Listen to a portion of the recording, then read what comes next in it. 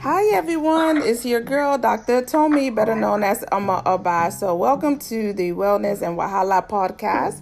For you all tuning in for the first time, Wahala in Nigerian Pidgin English means issues and problems. So we give you great gist and tips how to overcome public health problems and just current affairs of certain issues and Wahala that we're facing in the community and how to overcome them.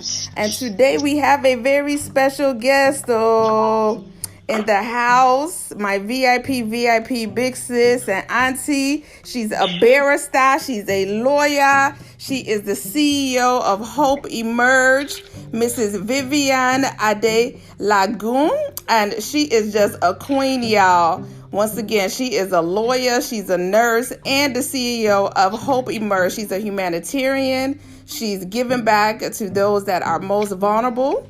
And she is one of the nurses on the front lines of this pandemic and, has always been helping those in need. So thank you so much for being on the show. It's such an honor. Oh, thank you for having me. It's a great privilege to be here today. Thank you. So let's jump right into it. So tell us your background.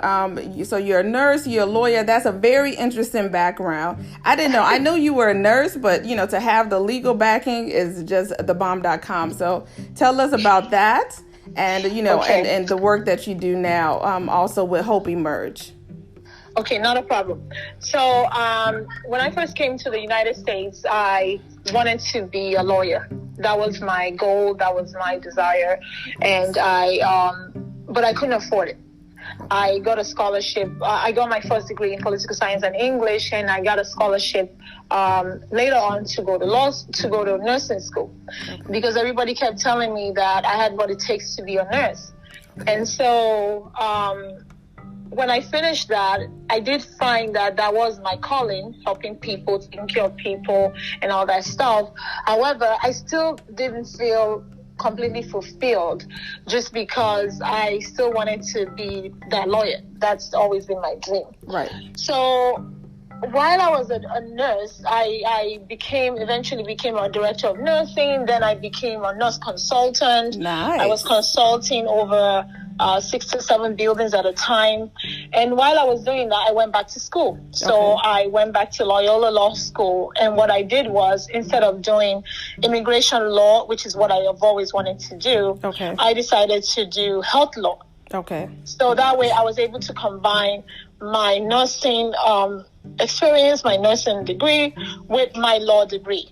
Nice. So in that regard, what I do for the company that I work for is I manage the risk management. I'm over the clinical director of risk management. I deal with legal cases when when families want to sue their companies or their facility. I'm the one that's looking at what's going on, why are they trying to sue, what could we have done better, did we really do anything wrong, is this a false alarm, and all that good stuff.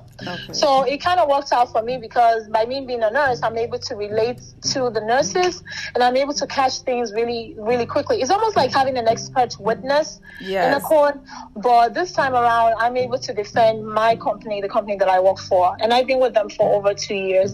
I really like working for that company. Nice. And that gives you like a bird's eye view. So you have like the best of both worlds, and you're a great advocate for nurses, because sometimes the issue is when you're having a lawyer, somebody with a legal background that does not have a health background, and it's a health issue, they don't really understand how to relate, especially with technical terms and a lot of the things that go on the floor programmatically, health-wise. If you don't have a health clinical type of background, it's kind of hard. So that great combination, I think, puts you in a very unique role in advocating for those that are in need, and also, as you represent your organization. But also talk about Hope Emerge. So you're also the CEO. You're a humanitarian. You do a lot of great stuff in Nigeria. I'm always an advocate for helping our people back at home. So tell us also how you're a lifeline for Nigerians here in the diaspora and the Nigerians back at home, our ancestral home, and making a difference with Hope Emerge. So I mean, aside from the fact that I am an overachiever, I'm also a very caring person. You a queen. That's why, look, y'all, that's why I introduced her as the queen. She royalty. And I have a very big heart, and I love caring for people. And what really did it for me, I've always been a philanthropist. I've always catered to the well-being of less privileged. Even as a child, when we were growing up, I always wanted to be around my cousins who were less privileged. I would sit up and allow them to sit on the couch when everybody was sitting on the floor. I couldn't understand why they had to be a little bit different from us, and I always got in trouble. Right. But what really did it for me was I took a trip to Nigeria in 2014. Okay. And I was giving out things. I was trying to help the less privileged and stuff like that. And there was a particular girl who I came in contact with. She was actually, she was hawking some goods, and she didn't have any shoes on. Okay. Her legs were like enlarged and engorged with dirt, and it was swollen, and it was caked up and everything. And I was mortified. The girl couldn't have been more than 7 years old. Hey. And I looked and I said, oh my God, why is this girl walking around with barefoot? Right. So why ain't nobody else stop her? You know what I'm saying? Like, why is that normal? No. You know, it's normal. Yes, it's right. normal. People were already used to that. So let me even tell you the gist of the story so you can understand where everybody's frame of mind is. I saw another person right very close to her who was selling sandals, like slippers, and I said, and I bought the slippers and I gave it to her and I said, come on here. Because I asked her, I said, why come you don't have any shoes? She said, because she can't afford it. So I bought the shoes and gave it to her. Comfortable shoes, exact size and everything. As I turned around to leave, she gave the shoes back to the guy and collected the money. Oh, because she was needing the money. Yeah. I was mortified. Yeah. So right there and then I was already thinking, what can I do to make a difference? Right. I was thinking, what is it that I can do to make a difference? Right. So I came back to the States. I started doing little things here and there. I didn't register the business then. Okay. Everything was okay. Then in 2018, I went back to Nigeria. My aunt was having her 70th birthday. Okay. And on that particular day, we were passing out food to the neighbors, like along the way. Yes. How we do African style. Yeah, and they were giving out food. I had just arrived from the airport. And give me 1 second. Sorry, I had to take a sip of water. No problem. I just arrived from the airport, and the girls that were around the house were passing out food on the street. And I said, no, I want to be a part of this. I want to go with you. And, I took off my shoes or whatever. I put on some comfortable shoes, and I followed them. We went down the street, and as we approached a particular lady to give her a bowl of jollof rice and fried goat meat, the lady, she took the food, she turned to us, and then she called us back.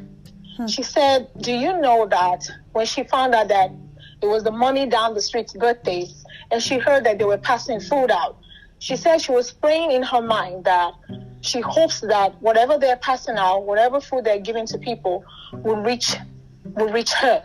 Wow. I broke into tears. Yeah. It was like an answer to her prayers. Prayer points that we don't even, we're so privileged here in America. I tell people, I said, the prayer points that I hear people pray when I do a lot of work in Africa, I've never heard them before. So it just to show you the human suffering, it's extreme when you open your eyes. Yeah. It is. So I decided that, okay, it's time to do something. Yes. It's time. I came back to the States. I registered the business. I registered it in Nigeria. We did the name search. I registered with the Department of the Secretary of State as well as the Attorney General so that I could raise funds and everything. And I raised funds. And when I started out, I reached out to a few people to be part of my board. Yes. Some people believe in the dream. They followed me. Some people said, no, it's such a big dream. You're going to have to work with some other people to get to where you need to get to. And like I said, right. Being the overachiever that I am, I didn't take no for an answer. I did what I had to do. I did my first fundraising. I raised a lot of money. Yes. I had good support. I was able to cater to over 300 people in terms of feeding the community. Okay. Not only that, we take care of pregnant women who are not able to pay for their hospital prenatal care. Prenatal care, we make sure that we make sure that they go through prenatal care, and we pay the delivery costs, because there's something called hospital detention, where they detain the women when they cannot pay the hospital bill. They don't let them go home. Auntie, look, stay right there. That's a hot point. So working in the field of public health, in Nigeria, in Kenya and Ghana, just all across sub-Saharan Africa, one of the issues that I had when I was working with the HIV epidemic is, pregnant women, prevention of mother-to-child transmission, PMTCT. And, for pregnant women that don't have the income, that are living in extreme poverty, prenatal care, antenatal care is key. And that's why you have high mortality, maternal mortality, infant mortality. So you have high mothers that are dying and high babies that are dying. Exactly. So that key issue and people is unheard of for foreigners. When you say, okay, if you don't have money, you go to the hospital. Number one, you're even lucky if they even take you, because if you don't have money, is cash and carry. So and then if they have mercy, they'll say, okay, well, we'll deliver your baby, but until you pay the balance, we're gonna hold you. And your family got to raise the balance. So for you to raise that funds and help out those mothers and help out those children, you just saved 2 generations. That is extremely powerful. So I don't want you to just go over that point real quick. That's a very, very vital point. And women in Africa, we're the ones that really carry the family and birth the family and birth the next generation. So, and I wanted to ask, like, with the people that supported you, I see a lot of both men and women, that support you when I went through your Instagram page and your website. And I think that that's key, because usually when it deals with women issues, you always, get women to support. But it's always good to have the opposite sex, to have men as our advocates. Because look, you have wives, you have daughters, you have sisters, you have, you have mothers. So I don't understand. And it's more powerful, when you have people and other, and other genders and males advocating for women issues. So how did you come up with the name Hope Emerge for your foundation? Aside from us paying the hospital bills, we also empower women. Okay. We also empower widows. Okay. We also do medical missions. So I came up with the name Hope Emerge because I was searching for a name, and I wanted the word hope.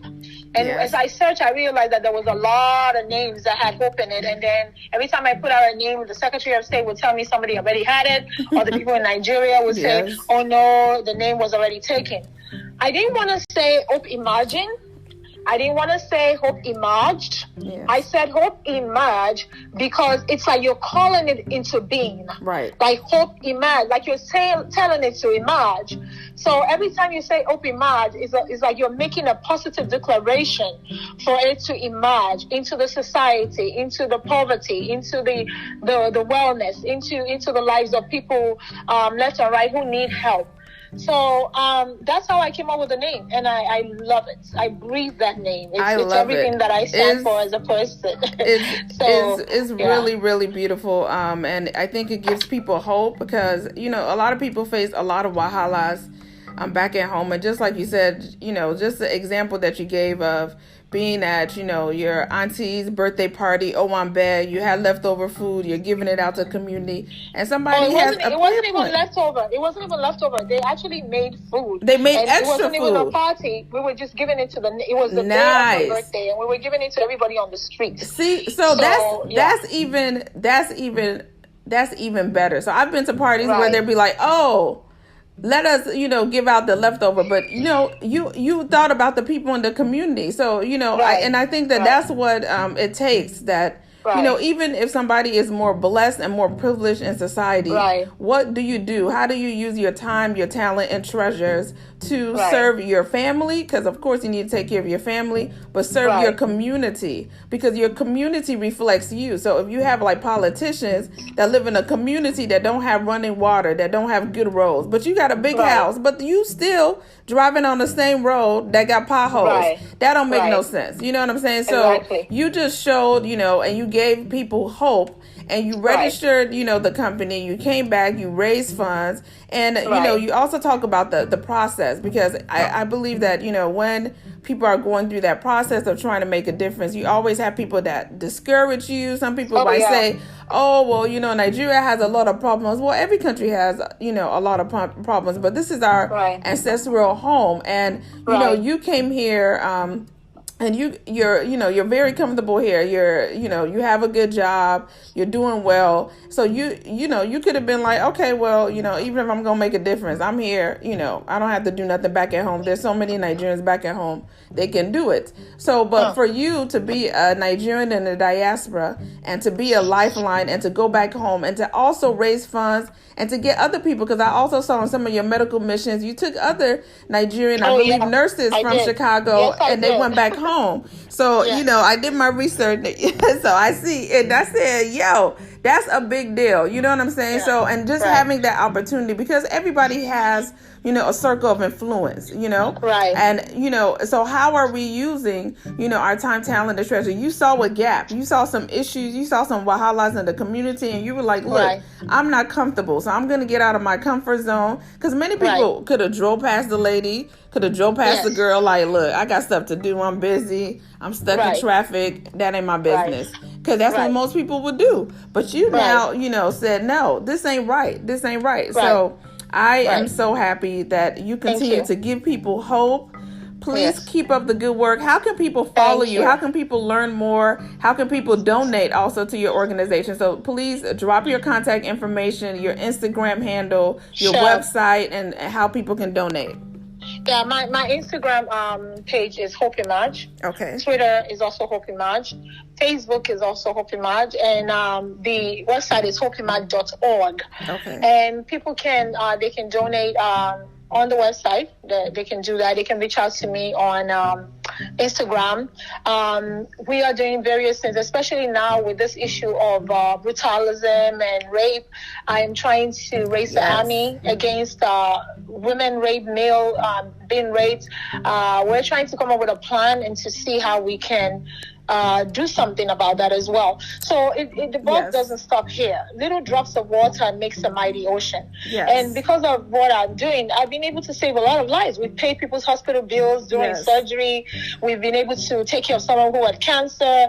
Last year alone, we gave birth to 4 babies. I call them my babies because now they call me the mother of many nations. Nice. I have a cousin in high places, and he called me one day and he said, "Are you Mother Teresa? Why are you doing all this thing to all these people? Are you trying to run for office?" I'm not trying to run for office. I'm not interested in even if you were, you would be a great candidate for somebody to run for office. How about that? You know what I'm saying? Like, why wouldn't you?